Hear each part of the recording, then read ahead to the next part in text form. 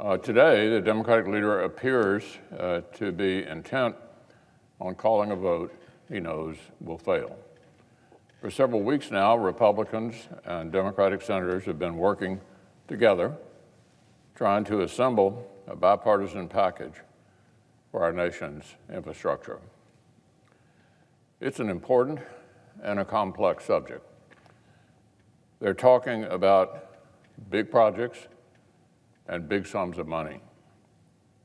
They're still talking, still working, still negotiating in good faith across the aisle. But these discussions have yet to conclude. There's no outcome yet, no bipartisan agreement, no text, nothing for the Congressional Budget Office to evaluate, and certainly nothing on which to vote. Not yet. So obviously, if the Democratic leader tries to force a cloture vote on a bill that does not exist, it will fail.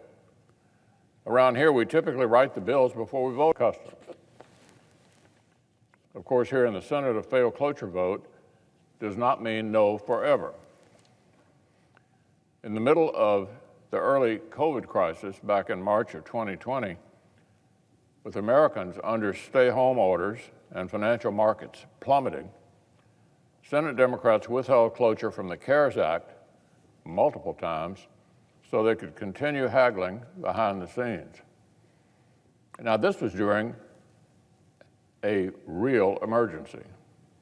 Every day, every hour was crucial.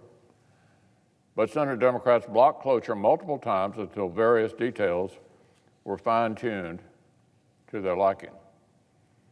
Here's what the Democratic leader said while his side tanked those cloture votes last March of 2020. The majority leader was well aware of how this vote would go before it happened, but he chose to move forward with it anyway, even though negotiations are continuing. So who's playing games? That was the Democratic leader in March of 2020 in the middle of a national emergency. That, of course, was a fast-moving global crisis. With bipartisan text already in hand, there was a bill. Yet Senate Democrats insisted on taking their time in the middle of this national 100-year pandemic. Now, we're talking about long-term infrastructure investments that will pay out over many years, but he wants to vote before any agreement even exists. So this stunt is set to fail. The Democratic leader will be free to change his vote and move to reconsider whenever a bipartisan product actually exists.